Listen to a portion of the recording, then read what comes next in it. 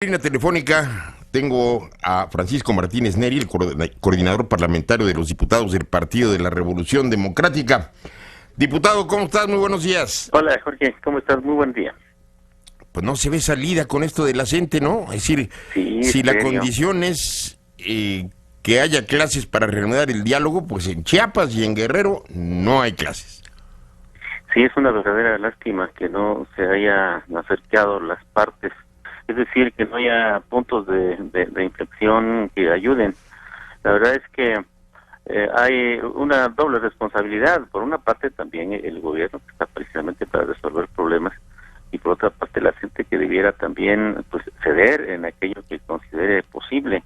Porque en una negociación, Jorge, no siempre se lleva uno todo, no siempre se gana todo, siempre hay posibilidades de obtener solamente una parte. Entonces creo que eso ha faltado hoy sensibilidad.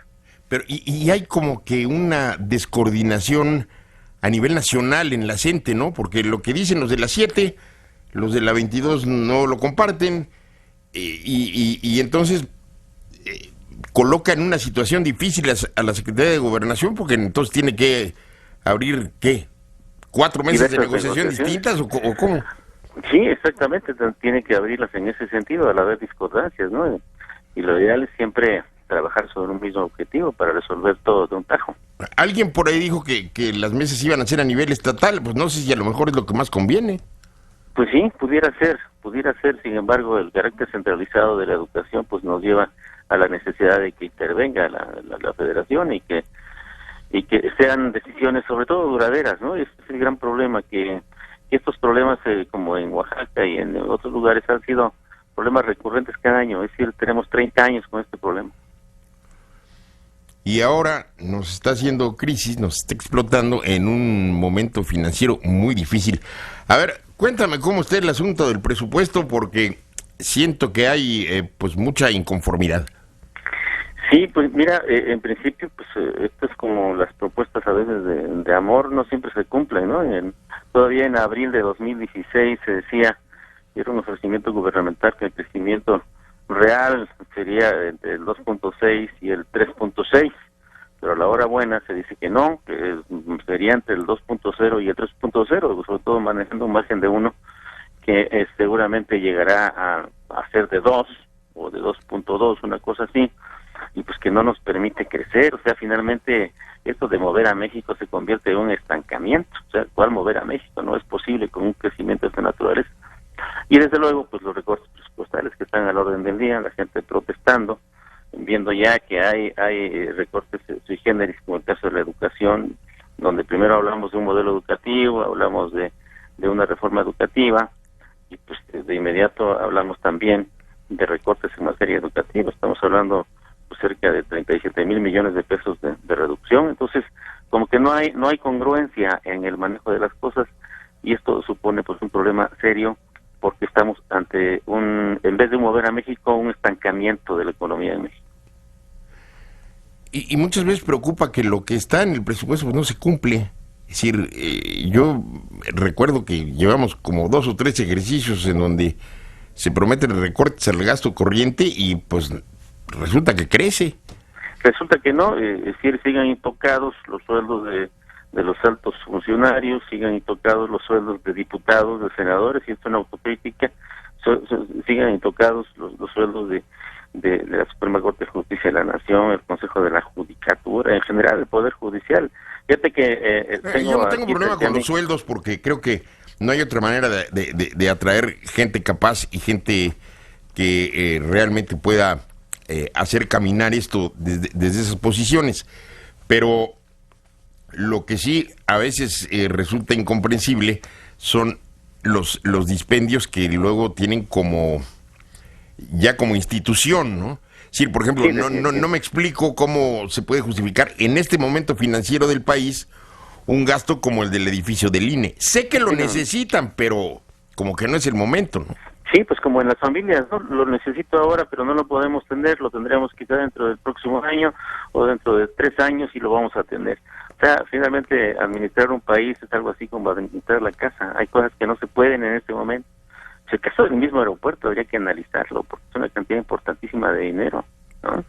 Y desde luego el caso del Poder Judicial, que vuelvo a insistir, es un caso patético. Estamos hablando de 11,000 millones de pesos de incrementos.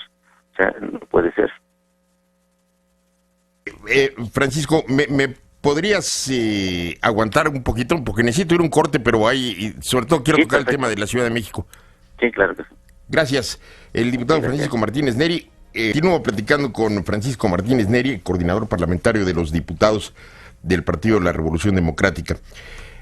Hay una molestia evidente, empezando por el jefe de gobierno de la Ciudad de México, pero no solamente de él, con los recortes, con el recorte presupuestal para la Ciudad de México, que está de veras fuerte. Y muchos han equiparado esto con un uso electoral del presupuesto. ¿De veras puede pensarse, puede verse por ahí? Yo creo que sí. Creo que es una buena parte. En este mundo nuestro todo es posible. Se trata de una competencia, desde luego, muy fuerte, la que habrá en 2018, y se echan a andar todos los recursos, hasta aquellos que no son concebibles. Y yo creo que una buena parte, efectivamente, trata de eliminar posibilidades con el jefe de gobierno, desde luego tratar de generar un enojo en la población que pueda traducirse en beneficio de otros partidos. Pero, pues, ¿cómo van a beneficiar? Es decir, bueno, no sé, pero yo no creo que si la gente se enoja porque le recortaron el presupuesto, se va a enojar con el jefe de gobierno o con el PRD, se va a enojar con los que le cortaron la lana, ¿no? Pues en buena parte, pero recuerda que una parte también de la sociedad reacciona en contra del gobernante, y el gobernante próximo de un estado, en un municipio, pues es o el presidente municipal, o el jefe de gobierno, o el gobernador. Gran parte de los problemas que se han dado en el DF, y lo podemos observar con algunas cuestiones relacionadas con multas y cosas de esas, pues son directamente al gobierno. Es el gobierno en todas partes, y desde luego el gobierno más próximo siempre es el municipal o es el estatal. Ahora, dada la composición de la Cámara, pues todos sabemos que por más oposición que haya entre el PAN y el PRD, pues el PRI tiene la capacidad de mayorizarlo con sus aliados, ¿no? Y pasar las cosas. Pero también me parece que sería relevante tomar en cuenta el factor del cambio, del relevo en la Secretaría de Hacienda, porque este presupuesto no es de Mid, él no es el autor, ¿no? Y no sé si eso abre a lo mejor una ventana que permita modificar algunas cosas. Necesariamente, mira, fíjate que este asunto del presupuesto es como cuando uno va al mercado, ¿no? Que la gente te dice, el vendedor te dice, pues vale 30, y dices, oye, pues déjamelo en 25, y a la hora buena pues hay un arreglo.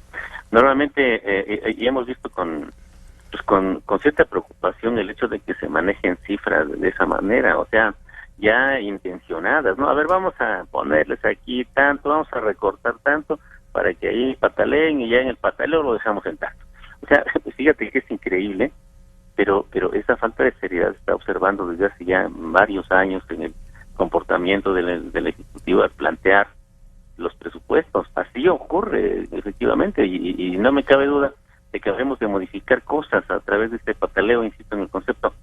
El caso del campo, por ejemplo, pues no puede reducirse en ese extremo que se está manejando. El asunto de la educación, de la misma manera. El caso mismo del gobierno del Distrito Federal no puede quitarse del fondo de capitalidad, que apenas se inició el año pasado como una partida importante para el gobierno de la Ciudad de México, y que hoy de manera absurda se la quitaría por completo. O sea, eso no puede ser. Entonces son, digamos, un poco de buscapiés, son distractores, ¿verdad? Para generar un ambiente de discusión, y al final de cuentas pues tratar de recomponer de alguna manera el presupuesto. Ahora, el hecho de haber anunciado el presidente Peña que tendría que haber, o que, vamos, esa es su instrucción, ¿no? Que haya un superávit, es un poco una camisa de fuerza, ¿no? Pues sí, porque pues habrá que pagar más deuda, ¿no? O sea, si tú quieres bajar tu interés, pues tienes que pagar más capital, ¿no? Más del principal. y en ese sentido, pues por un lado te disminuyes tus intereses, sí, pero por otro lado también le bajas muchísimo al presupuesto al pagar cantidades importantes del principal. Pues es que a eso voy, eso lo haces cuando te sobra un poquito, cuando tienes una lana para hacerlo, pero si estás ahorcado, pues no te da como para pagar el capital, ¿no? Por supuesto, entonces estamos ante la conclusión de que no es posible que se pague deuda pública en la lógica que está manejando cerca de 56,000 millones de pesos en este año, ¿verdad? Con el ánimo de bajar los intereses. Me parece que hay que atender lo atendible, que hay que buscar que el presupuesto no se desnivele y que no afecte renglones fundamentales. Ahora, pero esto ha sido parte de la política, ¿eh? Recuerda que en el caso concreto de esos ahorros que se generaron y que se anunciaron por el Banco de México, se aplicaron a deuda, ¿no? En vez de aplicarlos a inversión productiva, se aplicaron a pago de deuda. Luego a veces no me explico porque que los recortes, que el presupuesto y asignan las cosas y las etiqueta el Congreso y a la hora de la hora hay subejercicio. Sí, ocurre eso por falta de previsión, desde luego, por falta de capacidad para el manejo de las cosas y pues eso evidentemente genera un problema grave, porque entonces no se está atendiendo la necesidad que se planteó originalmente. Pues sí. Bueno, pues buena suerte, porque no tienen mucho tiempo para negociar esto, ¿verdad? No, de aquí a noviembre debe estar listo, y desde luego que van a ser jornadas bastante intensas de discusión. Bueno, a menos que el señor Trump decida quién es el nuevo secretario de Hacienda, porque ya ves que ya anda también nombrando al gabinete de México. Bueno, gracias, Francisco, buenos días. Que estés muy bien, buenos días. Igualmente. Buenos días. Francisco Martínez Neri, el coordinador parlamentario de los diputados del Partido de la Revolución